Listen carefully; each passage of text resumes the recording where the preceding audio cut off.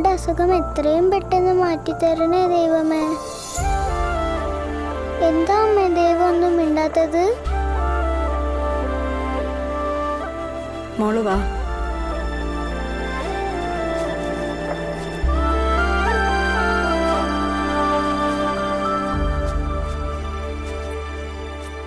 എന്താ അമ്മേ മോളുടെ അസുഖം മാത്രം അയ്യപ്പൻ മാറ്റിത്തരാത്തത്? ക്ലാസ്സിലെ രേഷ്മ കഴിഞ്ഞ ആഴ്ച ശബരിമലയിൽ പോയിട്ട് വന്നപ്പോൾ അവളുടെ അസുഖമെല്ലാം മാറിയല്ലോ. മോള് വിഷമിക്കണ്ട, മോളുടെ അസുഖം അയ്യപ്പൻ മാറ്റും. അമ്മേ, അമ്മ അച്ഛനോട് പറയോ എന്നെയും കൂടെ ശബരിമലയിൽ കൊണ്ടുപോവാൻ? വരട്ടെ, അച്ഛൻ വരുമ്പോ പറയാം. അമ്മേ, അമ്മ എനിക്കിന്ന് അയ്യപ്പന്റെ കഥ പറഞ്ഞു തരോ? വേറൊരു ദിവസാട്ടെ, അമ്മക്കിന്നേ ഒരുപാട് പണികളുണ്ട്. തുടങ്ങിയല്ലോ. ദേ മോളെ, വാശി പിടിക്കല്ലേ. ഇവിടെ ആകെ എഴുജന്തുക്കളുള്ളതാ. വന്നില്ലെങ്കിൽ നിന്നെ അത് കടിക്കും. കടിച്ചോട്ടെ, ഞാൻ വരുന്നില്ല. എന്നാ പിന്നെ നീ അവിടെ നിന്നോ.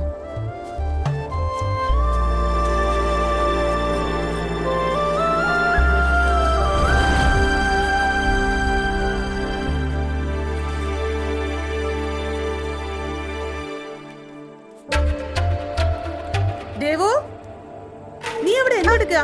ഇങ്ങോട്ട് വന്നേ. ദാ വരുന്നു. പന്തള രാജ്യത്തെ രാജാവിന് കുട്ടികളില്ലാത്തതിനാൽ ഒരുപാട് വലഞ്ഞിരുന്നു.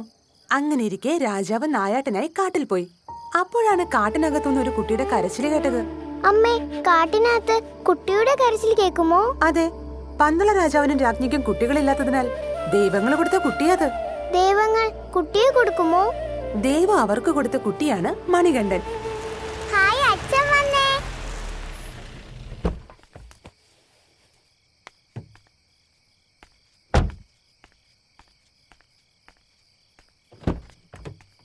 അച്ഛ, കാട്ടിനകത്തുനിന്ന് മണികണ്ഠനെ കിട്ടി. മണികണ്ഠനോ? ഏത് മണികണ്ഠൻ? പന്തള രാജാവിന്റെയും പന്തള രാജ്ഞിയുടെയും മോനെ. എന്ത് പാടിയത്? നീ ഇന്നും ഇല്ലാത്ത കഥകളൊക്കെ പറഞ്ഞ് കുഞ്ഞിനെ വഴിതെറ്റിച്ചോ? ഇല്ലാത്തതോ? ലോകത്തുള്ള എല്ലാവർക്കും അറിയാവുന്ന കാര്യം ഇത്. പിന്നെ നീ തെളിവുകളൊക്കെ നിരത്തി വെച്ചിരിക്കല്ലേ. എന്റെ മോള് ഒന്നും വിശ്വസിക്കരുത് കേട്ടോ. അമ്മ അങ്ങനെ പലതും പറയും, വെറുതെ പുളു അടിക്കുക. അത് കേൾക്കാൻ നീ പന്തള രാജാവിന്റെ രാജ്ഞിയുടെയും പുത്രൻ. അച്ഛ, മോളുടെ അസുഖം മാറ്റാൻ എന്നെ ശബരിമലയിൽ കൊണ്ടുപോകോ? പിന്നെ തുടങ്ങി. മോളുടെ ട്രീറ്റ്മെന്റ് നടന്നുകൊണ്ടിരിക്കുകയല്ലേ. അതൊക്കെ കഴിഞ്ഞിട്ട് മോളുടെ അസുഖമൊക്കെ മാറിയിട്ട് അച്ഛൻ കൊണ്ടുപോകാം കേട്ടോ. നനയ്ക്കാൻ പറ്റുന്നുണ്ട്.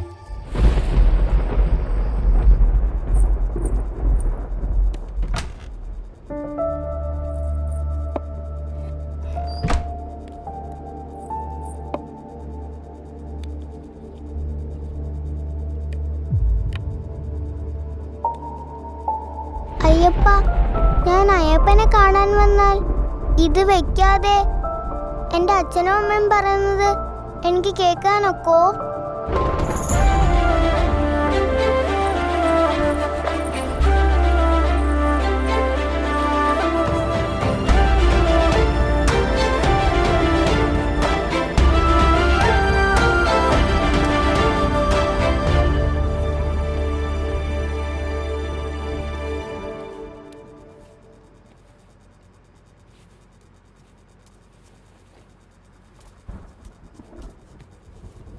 നിങ്ങൾ ഈ പ്രാവശ്യമെങ്കിലും മോളെ ശബരിമലയ്ക്ക് കൊണ്ടുപോവോ? എടി, നിനക്ക് വേറെ ഒന്നും പറയാനില്ലേ? ഓരോ അന്ധവിശ്വാസം കൊണ്ട് ഇറങ്ങിയിരിക്കുന്നു. എടി, ഇതൊക്കെ മനുഷ്യനുണ്ടാക്കി വെച്ചിരിക്കുന്ന സാധനങ്ങളാ. ആർക്കാണ് ഉറങ്ങാൻ നോക്ക്. വേണ്ടാത്ത ഒന്നും പറയല്ലേ. എടി, നീ ഒരു കാര്യം ആലോചിച്ച് നോക്കി. അങ്ങനെ ഒരു ദൈവം ഉണ്ടായിരുന്നെങ്കിൽ നമ്മുടെ കുഞ്ഞിനെ അസുഖം വരുമായിരുന്നു. ഒരു കുന്തം എടുത്തോണ്ട് വെച്ചിരിക്കുന്നു. എടി, എന്ത് കാര്യത്തിനാണ് നീ ഇതൊക്കെ ഇവിടെ കൊണ്ട് വെച്ചിരിക്കണേ? നീ അതിനൊക്കെ ആദ്യം സമാനം പറ.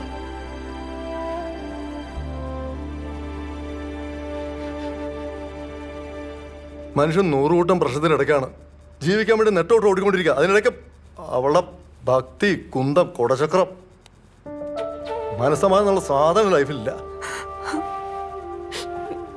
എടി, നീ എന്താ നടന്ന് കീച്ചടാ? നിന്റെ ആരെങ്കിലും ചത്ത?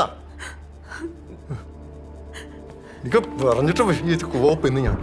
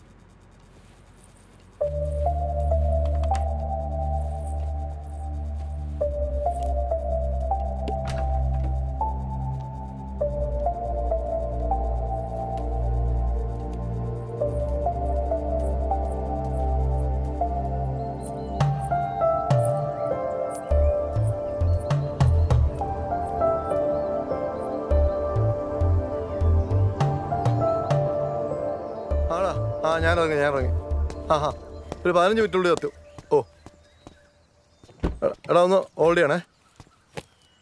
ഓ പറ. ആ വലിപ്പിക്കലാണെന്നാ തോന്നണേ. എനിക്ക് സംശയമുണ്ട്. ഓ ഏത് ബില്ല്?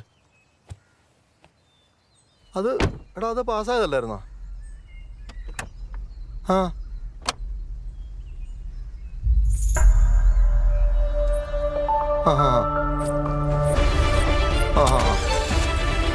നീ ഒരു കാര്യം ചെയ്യും.